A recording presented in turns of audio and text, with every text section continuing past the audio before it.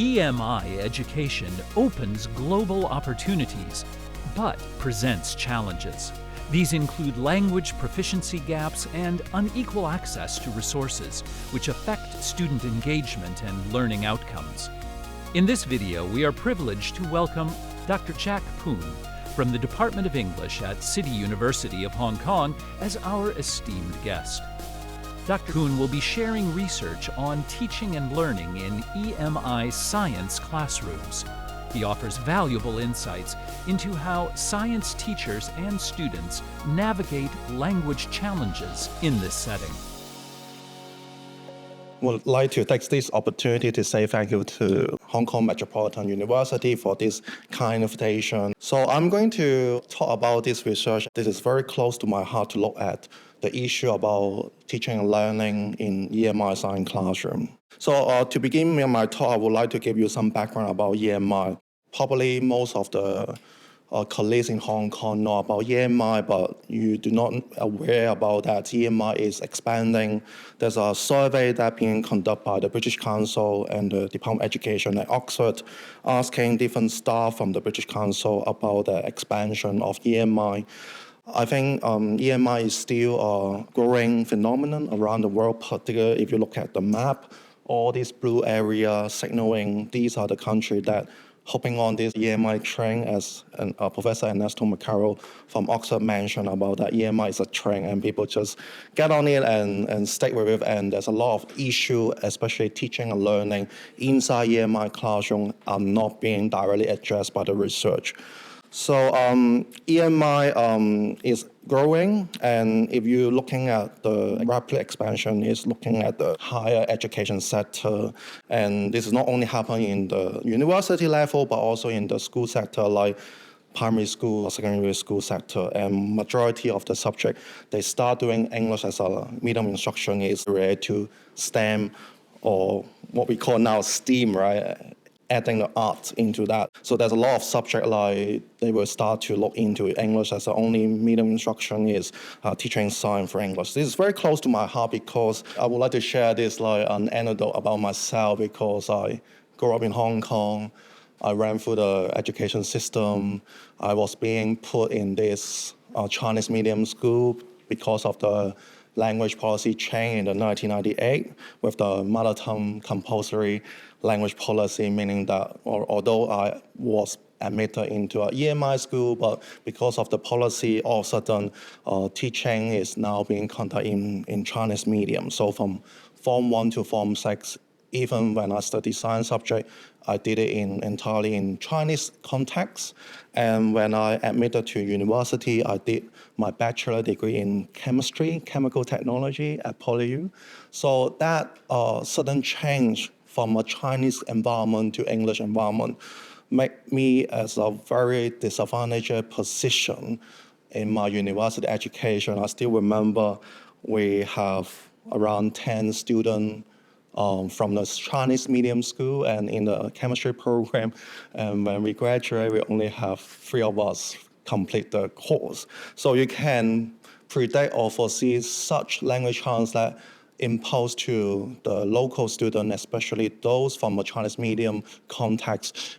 The language challenge is like devastating. So that's why I devote myself into this context. Hopefully we can develop more teaching intervention, teaching pedagogy to help those students, especially from Chinese medium. So that's why I want to do more research on this regard. To go on about this report from British Council and Department of Education from Oxford, you can see that 62% of the respondees report country they represent that has some kind of experience about EMI policy change. When we ask about EMI improve English proficiency, a large majority of the respondents said they did improve that. But the question is, what kind of English we are teaching? Are we teaching English as a international language or English as an academic language, or we are looking at literacy demand in the EMI classroom? So it's still very uncertain and unclear, given that there's a lot of research going on in EMI research area. And we can see another driving force from the policymaker in different jurisdiction or country that promote EMI even in mainland China. I know that the Ministry of Education have some seed money for some local university to embark their EMI program, but to what extent at the classroom level, teacher and administrator can successfully deliver EMI teaching and learning is still a question. So I would like to draw your attention about these two issues. When asked about whether we have enough qualified EMI teacher in this EMI classroom, 83% said no. That implies there's a shortage of qualified EMI teacher. And when we ask about what kind of expectation about their English language proficiency, 60% say there's no clearly guidance. So this is a very alarming effect, and as an educator, as some colleagues, this is something we need to see immediately whether we can do research or like Melinda Wong in her talk talking about like practitioner as an education language practitioner, whether we can develop some scholarship to nurture or advocate more like attention about the needs and for teaching and learning in EMI context. I think there's a lot of things we can do at the university level. So again, I don't need to mention this in detail. There's no pedagogical guidelines leading to effective EMI teaching and learning. Very low or little EMI content in the student-teacher program. So this is very important to know that. And together with the team from the Oxford, we published this a large systematic review. You know that there's a number of years now, and we have been advocating about this. We need to collect more evidence to understand what is happening in this EMI classroom, what is going to be beneficial or not beneficial in the teaching. So we only through this evidence-based research which we can identify some pedagogical guidance that can transform the EMI practice. So why Hong Kong? If you are not from Hong Kong, if you're from Hong Kong, bear with me about this. These are the reasons why we need to do EMI from the official reason, like historical background, political situation, and all this. But we still have the language policy like driven by the government saying that we need to nurture our future generation to be bilingual and child literate. So that's why in the linguistic landscape in the school sector, you can see there's a lot of CMI primary school. In the middle sector, secondary, we have the boundary between CMI or EMI, or nowadays like everyone call themselves as a EMI, but to what extent they deliver English only in their teaching. So that's why my research has been looking at the senior level, looking at this like little sector, like how school teacher and student behave in this EMI classroom. And a little bit background about the language policy in Hong Kong. Going back to the 1960s, we are from this very clear binary approach like Anglo-Chinese school, EMI, and Chinese medium, and to the 1980s with the injection of the money from the government, there's a call for need to foster more student graduate from Chinese medium school, and there's a lot of research have been documented about the issue in this kind of EMI, fake EMI school, like doing maximal instruction, and there's a lot of consequences about the student doing Romanization. So having an English textbook, teacher and students still engage, interact in Cantonese. In the later stages, like the policy that affect me, myself as a person, with the compulsory mother tongue policy, trying to nurture more future talent in Hong Kong with the handover, right? So that's why there's a push of like more secondary school opening for the Chinese medium. But the drawback is we see there's a lot of criticism from the employer, parent, teacher, and student themselves. There's a decline in the student English proficiency. And up to now, 2010, the government have a fine-tuned language policy. And that policy trying to give autonomy to school to decide which language instruction or the mode of instruction they can do in the school sector, depending on three factors: the student learning ability, teacher capacity, and then school resources. And from my research, I was very fortunate to have school assets. I still remember as a PhD student, I was so devastating not getting any school visit because it's so difficult to get into a classroom to do observation. even though I speak the same language, even though I claim myself I'm from Oxford, maybe the labeling effect, I got a lot of pushback from the school principal. How dare you are like coming to our school, or I'm so sorry, Jack, like we are very busy with the school curriculum, etc. But with the hard work, like I spent 1 year like sending the hard copy of the school invitation letter by hand, and I sent it 3 times to 400 secondary school. I also try to connect different body of the school network, like the school principal association, and also went to the legislative council. So fortunately, I got like 30 schools agree to participate, and then in my research, I'm only looking into 8 out of these 30 so-called EMI secondary school for my data set. So this project trying to looking at the landscape of EMI teaching and learning in those 8 schools who first claim themselves as a traditional EMI, meaning that they start the EMI teaching from grade 7 up to grade 12. And the other set of the school, which I call is partial EMI, meaning that they will start to do Chinese medium in the first few year in the junior secondary, and then they switch from Chinese to English medium in the senior high school. So a lot of live research have been looking at these 2 types of school, and I would like to draw your attention about, for example, a Chan study looking at one of these MOI switching school and found out or collect the views from the principal and teacher and student. And then he found out that with the increased amount of EMI teaching, had result of very negative consequences. For example, a lot of language challenges encountered by the teacher and student. Still, we have this like strong memorization effect among the students, meaning that less capable students will keep memorizing the stuff and then trying to get a better grade in the exam and assignment. The teaching interaction is very monologic, teacher-centered approach.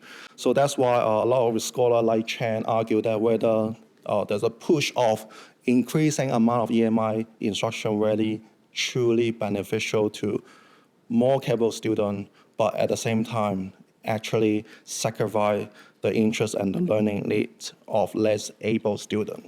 I would like to share this. Another narrative is like I was very fortunate to have one school inviting me in Tuen Mun, like very rural area close to the border. I walked into this classroom. This is a chemistry classroom, Form 4, and in the classroom you have like 8 students. So 4, they are from mainland China, new immigrant in Hong Kong. Another 4, they are ethnic minority students. They are from Nepal, like India. So you can imagine during that time, the chemistry teacher is struggling, right? So to what extent I should use English or Chinese or Mandarin to teach very complicated concept in chemistry. So what the school teacher, I was so amazed by her because she come up with a strategy. It's like having 2 textbooks, English version, Chinese version. And for the EM student, they do English version. For the new immigrant from mainland China, they do Chinese version. And then they go through every single technical term twice in 2 languages. So you can see some schools are struggling. Some students are in disadvantage because of the language policy and the push of EMI. So that's why I want to use this kind of research to kind of like vocalize their voices and trying to give credit back to the EMI content subject teacher because they have no resources, they have no training, they've been asked to deliver EMI teaching from day one. So that's why I want to really take out the issue that they encounter, and hopefully we can be a collective mind and trying to come up with some strategy to address the student language special need. So another big research paradigm from applied linguistics, also some science education, there's a lot of emotion or perception attached to EMI, right? So you can see this study from Poon surveying 400 students, first year secondary school students. At least half of them prefer to be placed. So it's a very complicated moment, like they feel proud, have this positive label to be placed in this EMI school, but in the reality, many of them, they are struggling because of their English. So to what extent we can help the student to navigate their English journey life for myself. Remember my story, I only have 1 summer term, literally 3 months to learn all the English terminology in chemistry from periodic table like those elements to very complicated concept like orbital electron reaction in 2 months. So in order to catch up with my university education, right? So as an educator, can we do something to help them to navigate their English learning journey in EMI context? And if you look at other research, you can still see it's very traditional approach looking at the classroom interaction. For example, Law and Macau looking at the EMI and MOI switching school and find out that particularly in science classroom, very teacher-centered, teacher-student interaction is very simple. Initial response feedback sequence, there are low proportion of the student talk, and teacher pay less attention to form-focused instruction. But is it not good, or is there any way we can do better in this kind of like classroom interaction context, right? So that's why I have a lot of questions whether as a language expertise, maybe you found this kind of like dynamic is not good, but from the science educator perspective, maybe this is only resources they can rely on, or this is the only teaching approach that they can use in order to catch up with the high demand of the curriculum, and also like the student background that I discussed, right? You have Mandarin speaker, EM student, and then you're using Canton as a medium, right? So I have a question whether this is the way to go. So that's why in my project, this is my PhD project, looking at that, it is questionable whether this teacher-centered teaching approach in EMI science is the only factor leading to the poor quality of classroom interaction, or there's another reflection of the science teaching inability to implement the curriculum principle, because science teachers never been trained or being asked to teach through EMI. So they, in Hong Kong context, we assume you can deliver EMI science teaching, but is it enough for them to do it? I'm questionable, right? So that's why I want to take out more. Is there any way that we can enhance the teaching and learning quality in this kind of context? And a lot of research have been looking at the correlation between the inadequate English ability of students and the effectiveness of teaching. Yes, I mean, we cannot avoid the fact that maybe in some EMI science classroom, students are struggling because they have poor English. But in fact, even myself, I have very poor English. Whether through a more effective teaching approach, maybe like the teacher is good at scaffolding, or maybe the teacher can rely on a lot of multimedia material, or kind of multimodality aspect, like going through these kind of very complicated science concepts, whether the teacher can do extra work to help the student with low English ability to learn better in the science concept. So that's why I have this question again. And also there's a lot of research looking at the perception of EMI students about their language need and the attitude towards their EMI learning. So I wonder, apart from the perception, whether other factors that may play another major role towards their EMI teaching and learning. So you can see a lot of research studies have been looking at the substantial negative influence about EMI, whether students, especially in my chemistry degree, I saw a lot of very talented classmates. They are doing their high diploma. So at PolyU chemistry degree program, they put bachelor degree holder and high diploma student together in the big lecture theater. Usually those students being admitted in the high diploma program, they score much higher than those university degree holder. So the thing is, why those students can navigate their science learning journey in the university level? Is there any way university can provide more training for these science talent? Because maybe they are struggling with the English. If they are not struggling with English, they must be able to flourish their science ability, right? So that's why I'm interested in, apart from the perception, apart from the English ability, whether other concepts, for example, their cell ability to do science well, whether this cell concept can be another major factor to affect the EMI science learning. And the last research gap is there's a lot of growing research, I don't need to repeat, is looking at the role of L1 in the EMI science classroom. So there's a lot of research in the past from Angel Lin in the 1980s looking at the bilingual pedagogical approach. And with the trend nowadays like translanguaging being as a pedagogy to teach and assist learning in EMI or other classroom contexts, right? So that's why in the project I also devote a lot of time to look at the role L1 in this EMI science classroom. So the research question is very straightforward, simple. It's like basically looking at the nature of classroom interaction in this EMI science classroom, comparing two types of the school, the early full and the late partial EMI school. And the last aspect is looking at the teacher and student perception about teaching and learning science. So the sampling, just like what I mentioned, is very fortunate to have the access to the 8 schools from 485 secondary schools in Hong Kong with the total population. So eventually I have 90 science teachers participate and 545 students participate in this project. And then you can look at the geographic location of this school.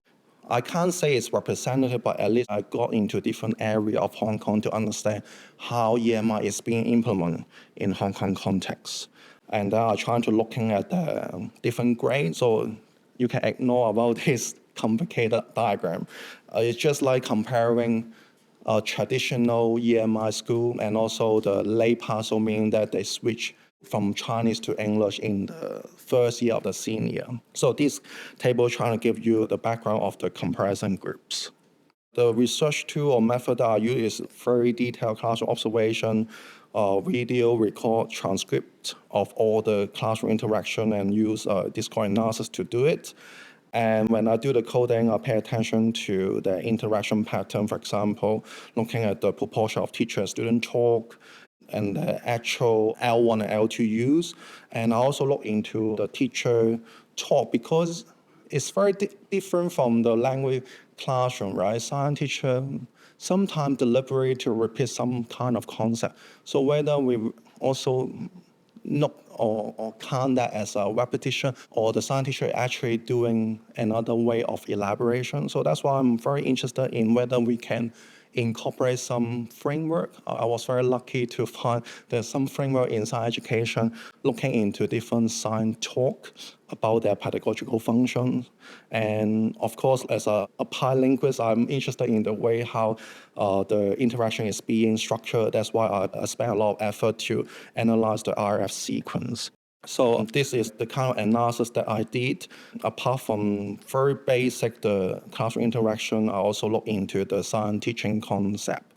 For example, their teaching purposes, their content, their communicative approach, the form of interaction and the function, etc. Because of the time limit, I will go straight into the finding. Not surprisingly, but very interesting to know that there are very similar interaction pattern at the macro level. What does it mean? So if you're comparing a traditional EMI school in Hong Kong and those school, MOI switching school in the senior form, they are very similar in the interaction time, number of turn, teacher-student talk proportion, the most frequent pedagogical function, and the wait time and teacher feedback, as well as the question. But they are very different at the micro level. So in a late partial EMI school, we observe there are more high-order questioning by the teacher, meaning that like as a science educator, you all the time want to promote your student to think further. For example, what is the reasoning behind photosynthesis? What is the factor accounting for rusting? What other agent will limit this kind of reaction, right? What will be the reactive agents? So a lot of the time we see in the late partial in my schools, science teacher did push the student to think further about the science phenomenon. And we see a lot of like student initiation and responses and less direct feedback in that type of school.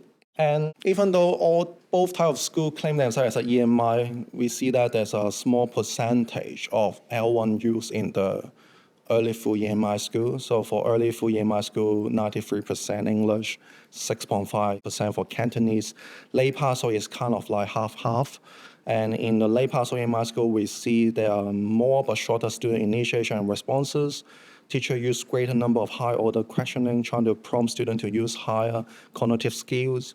Longer wait time. I think wait time is something I got being reminded by my examiner in Oxford. It's like wait time is a kind of indicator to measure whether student really based on what teacher input to consider the concept. If we find a lot of the time the wait time is quite short, meaning that the teacher is just doing a lot of recording type of questions, just asking them, oh, did you remember what we learned? But it's not like the wait time. If you see a lot of wait time, that means that students need time to process the science concept and apply to their everyday experience and then trying to come up with an answer and respond to the teacher question, right? So I'm very glad to see a longer wait time in those late pass or EMI school. And of course, we see the code switching pattern. Even though the late passo, we see the major discourse is Cantonese, inserting a lot of English terms, so there's a lot of intra-sentential level code switching. So if you see this diagram trying to illustrate what kind of function or when do teacher and student tend to use L1 in this kind of context, you can see for late passo EMI school, they tend to use L1 to explain difficult concept, abstract concept, and maybe teacher will sometimes try to use L1 to increase student attention, direct their attention, right? Because in science classroom, you are dealing with not the textbook. There's so many visual elements, the diagram, the flow chart, the concept map. So a lot of time you really need to use your body language to direct your student to understand different levels so that they will be able to engage the concept and then apply with their science concept, right? So that's why it's important to reflect whether we should allow L1. I know this is kind of a taboo in Hong Kong school system with the Education Bureau promoting if this is like EMI classroom, English is the only default mode for medium instruction. But I also discussed with other colleagues in the sector trying to say that apart from lecture or classroom teaching, there are still many opportunities for teacher and student engage learning through the role of L1. For example, in the laboratory setting, when students are in the pair groups trying to construct their scientific investigation, right? There's some opportunity, maybe L1 will be an optimal mode for interaction and teacher trying to use L1 to engage with the student and also help them to bring their everyday experience back to the classroom. And of course, like the best way to learn science is like you study the topic yourself, go out on the street and see whether you can find some application. Because nowadays we are not only encouraging students to learn things in the classroom context, right? We need to do more research. Actually, it's like studying how learners do learning beyond the classroom context. So there's a lot of opportunity, in fact, for science teacher and student to engage using L1. And this is well documented by the literature, right? L1 can serve as a very rich semantic resources. Teacher can ask high-ordering questions, explain words with similar meaning using synonyms, etc. Teacher and student can work on cognitively challenging questions in Cantonese and then promoting high-order thinking. So this is an example that I use and publish together with my supervisor trying to illustrate how student and teacher can work on a topic about immunity. So you can see that in the teacher-student interaction, you can see a lot of the time the teacher used Cantonese to ask a lot of high-order questioning. 點解我哋叫？點解我哋咁樣叫？這樣叫 etc. So you can see, in fact, using this kind of Cantonese embedded into the English interaction is not a harm to promote science learning in the EMI science classroom context.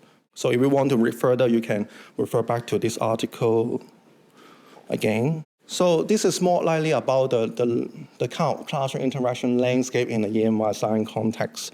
And I would like to show you more. The second part is about the perception. I think a huge amount of research have been looking at the perception.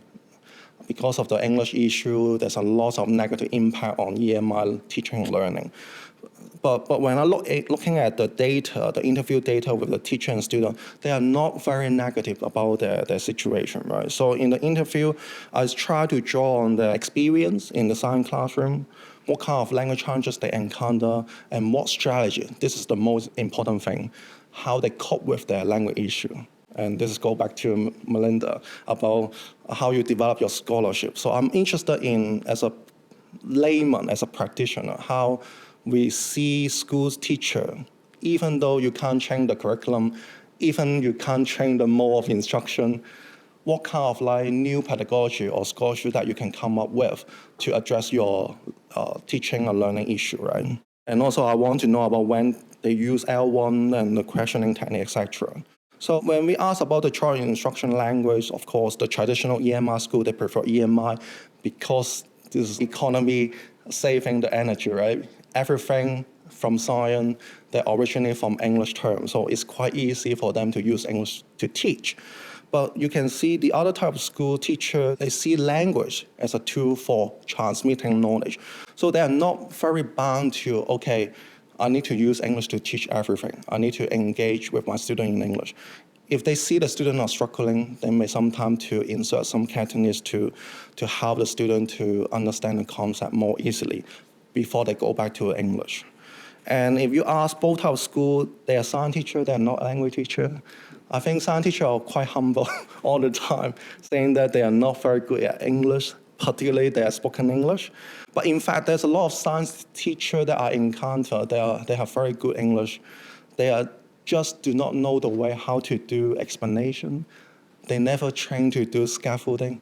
They never been taught how to equip their student with certain kind of scientific English. So that's why it's very interesting to know that they are very humble about their English. So that's why, particularly in the late Paso EMI school, they tend to use Cantonese in addition to their English, and they welcome maximal instruction. So when they use L1, again, these teachers tend to use L1 when they try and explain abstract idea, logical relationship, provide comprehensive explanation to students with limited English, consolidate student learning by making connection with daily example, etc. And this is very interesting when we ask about vocabulary. I mean, as a linguist, maybe you will have this feeling that maybe teacher and student, they're struggling with that very abstract technical term, but in fact it's not. It's about the basic English vocabulary too. It is more about the semi-technical, meaning that you have a branch of lexicon. They have certain meaning in different fields. For example, solution in mathematics, solution in chemistry. So they mean different things, right? So a lot of the time, science teachers need to help the student to understand their different semantic domain in different subject area. And a lot of the time, students are being ignored because they do not develop this kind of language awareness. They are just grade 10 or grade 12 years, right? So they're very young. So that's why they may not be aware. So that's why a lot of time have to rely on the science teacher. They are the expert in the discipline. They know about the discipline in English. So a lot of time have to rely on the science teacher. But will the science teacher know they need to do this kind of thing? Probably not. So I still remember at CTU, I'm one of the coordinator for the GE English subjects. I'm coordinating the whole university science program when they need to have the student to take certain kind of English proficiency course, right? A lot of the time is like when you go to the broad meeting with the science professors, right? They really want their student to read and write better in science. But in fact, like when I show them the issue is not about the kind of writing style, it's not about the genre, it's more about whether the subject discipline teacher can signal what kind of language pattern that are salient in that discipline. So that's why throughout this kind of collaboration between English department and the language center, so we developed, very fortunately with the teaching fund at CTU, we developed some sort of multimedia tool. We have invite all the disciplinary professor to have a short meeting, so to ask about the question, what is good academic writing? So we did a series of expert interviews trying to dig out each discipline, science, technologies, engineer, how do you define what is good writing in your discipline? So that like when we teach the subject, we are not trying to show them the format, the structure about how to write a good piece of writing. Instead, we are also showing the voices, the salient feature that being signaled by their subject leaders, right? So I think this is a very rewarding project. Again, go back to the project about scholarship, right? So to go on with the finding, with the inadequate vocabulary knowledge, there's so many consequences for the student, right? So their lack of analytical skill, very difficult to identify the key concept, fail to interpret exam question. So one science teacher told me that, students misinterpret the keyword account for, right? They thought that they need to do some mathematical calculation, but in fact it's not. Account for being asked is to write down some of the rationale and reason, right? So you need, as a subject leader, you need to explain this clearly to your student. And we have the issue about communication skill. Students are struggling to present the assigned idea in writing and speaking. So how the teacher deal with the issue about the language challenges, right? So some teacher will try to make the English more accessible, highlighting the keyword, go through with similar lexical item, collaborate with language teacher. Again, I think by conduct the interview with this science teacher, you learn a lot through the process, right?